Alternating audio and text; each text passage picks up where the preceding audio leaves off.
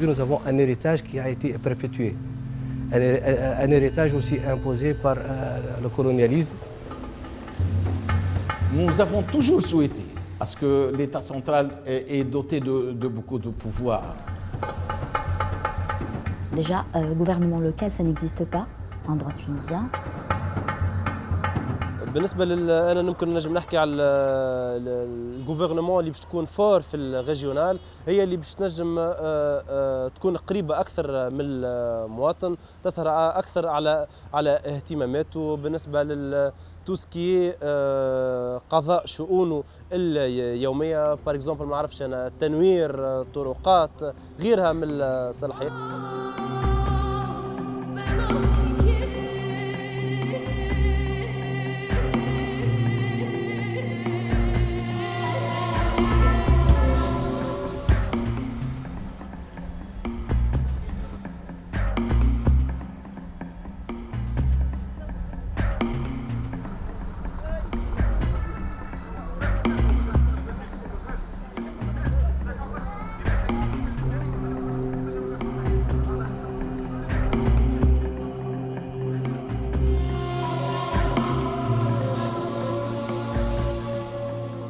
Une fois promulgué, il y aura donc une certaine hiérarchie qui diffère de celle qui est actuellement en poste.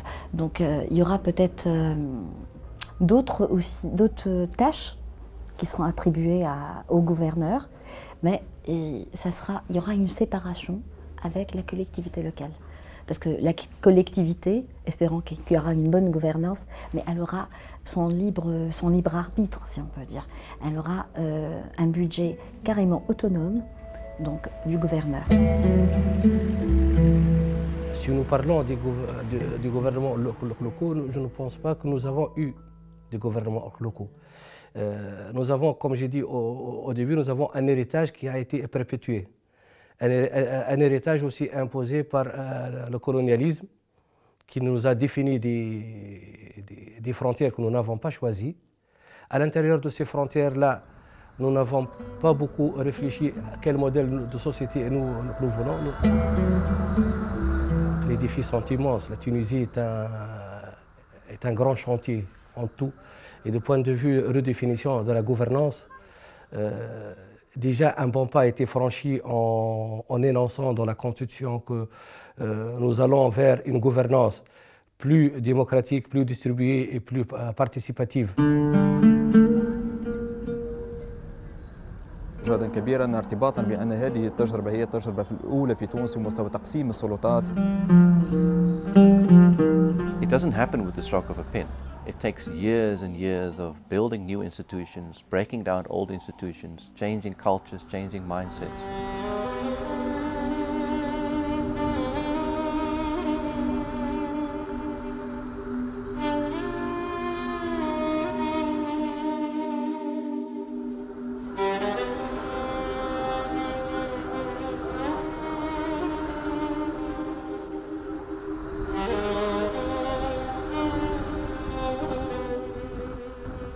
ما عرفش بالنسبه للتجربه التونسيه تويكا ما زالت ايتوديي. نجحنا في ان نعملوا دستور نضمنوا فيه انه تكون عدم مركزه السلطه في يد الحكومه او في السنتر، لكن تنزيله في ارض الواقع مش باش يكون سهل حسب تقديري، لانه لابد من سياسه اتصاليه مع المواطن باش نحسسوه بانه بالامبورطونس والاهميه نتاع السلطه الجهويه. كذلك لازم تكون فما من الاول مؤشرات ايجابيه للمواطن باش يقتنع انه بايجابيات السلطه الجهويه والمحليه. Je vois les choses dans le contexte de la Tunisie. Nous sommes un pays en développement et que nous gérons la rareté de ressources et que, en fait, nous ne sommes pas l'Algérie sur le plan du territoire. Mais nous sommes un grand pays par ses ressources. Donc ici, l'on doit agir en sorte dans l'unicité de l'État.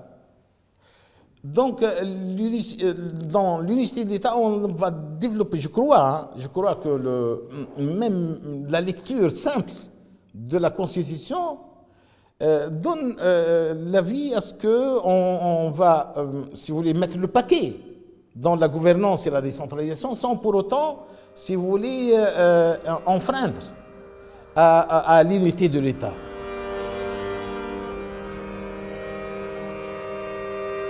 Le gouvernement, il a toujours fonctionné, quel que soit ce gouvernement-là, d'après l'indépendance, soit les deux présidences qui ont longtemps été nuisibles pour l'état de santé et la politique du pays, ou bien les gouvernants qui se sont succédés après le 14 janvier, ils n'ont pas eu le temps nécessaire pour engager une réflexion pour définir des tâches autres que celles qui ont été pendant 60 ans.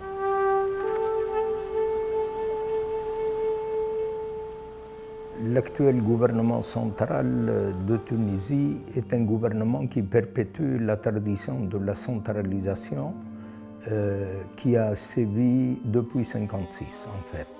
Donc aujourd'hui nous sommes plutôt dans un système qui n'est pas encore sûr de lui-même, qui n'a pas trouvé ses repères.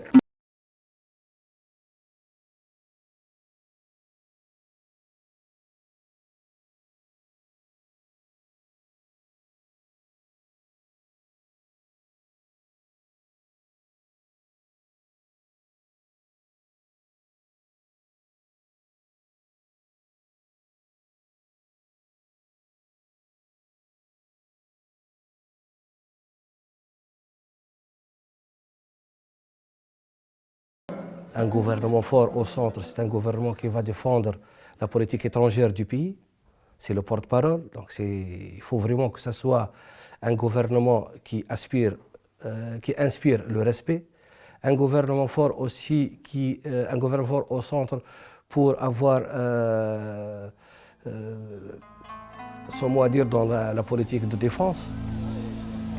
نعم يجب أن تكون السلطة المركزية قوية والسلطة الجهوية قوية خاصة في مستوى بناء الثقة بين المواطن التونسي والسلطة خاصة في المناطق الداخلية التي تعاني من تهميش كبير للسلطة المركزية في تونس. C'est le rôle classique de la souveraineté, à savoir l'État intervient dans le domaine de la police, dans le domaine de la souveraineté, etc. Et ensuite de ça, il s'intéresse, bien sûr, il a la politique économique du pays. La politique sociale, en matière de... Le budget actuellement, il consomme de plus de la moitié, si vous voulez, pour la santé et l'éducation. Un gouvernement, c'est toute une politique à mettre en œuvre. C'est donc dans tous les volets, donc l'économique, le social, le culturel, le sportif, le financier. Donc c'est des grands traits.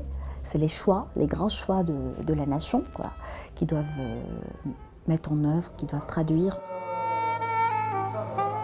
Les principaux rôles du gouvernement tunisien actuellement, c'est de gérer l'intégralité des activités du pays. Il est le responsable de la politique économique, il est le responsable du nécessaire équilibre régional, il est le responsable de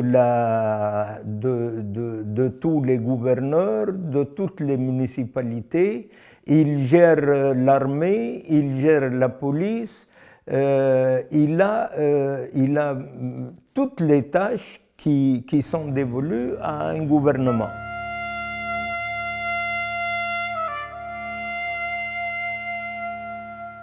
Les gouvernements locaux, d'abord, il faut souligner qu'ils sont absents.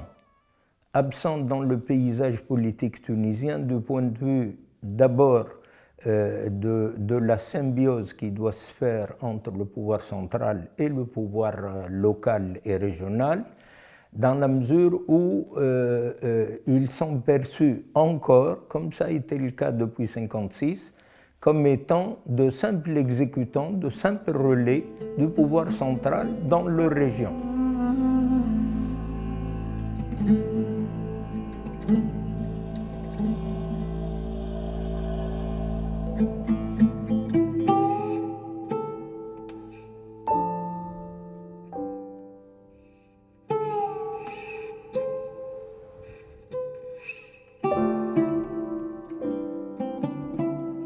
Donc ça sera une séparation, une certaine autonomie, mais il y aura quand même un contrôle.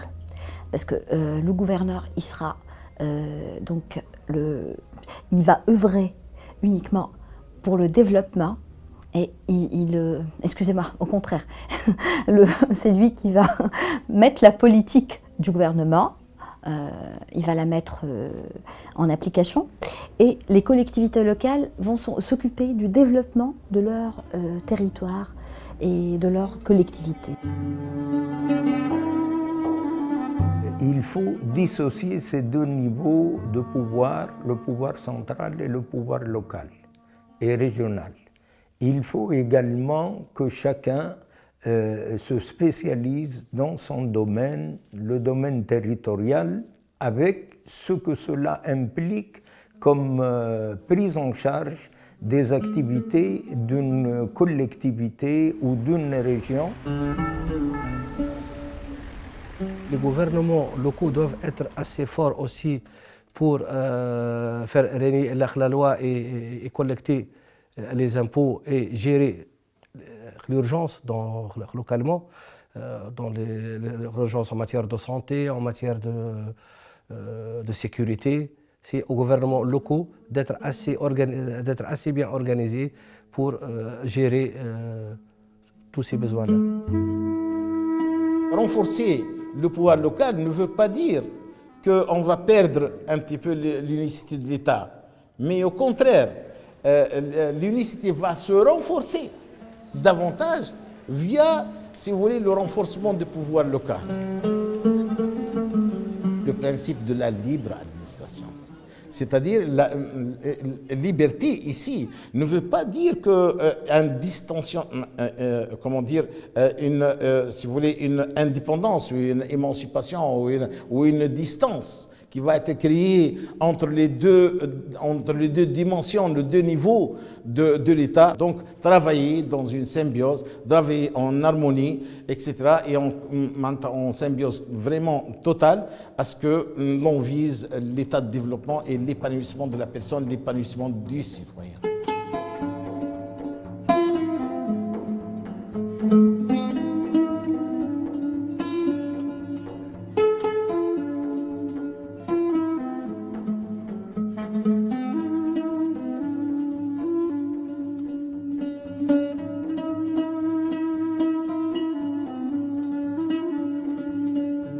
Pour l'avenir, il est impératif, après ce qui s'est passé le 14 janvier, il est impératif aussi en lisant l'intégralité de l'histoire tunisienne contemporaine que les deux paliers se séparent et une action distincte chacun, une action qui est en même temps en symbiose, qui se porte en symbiose.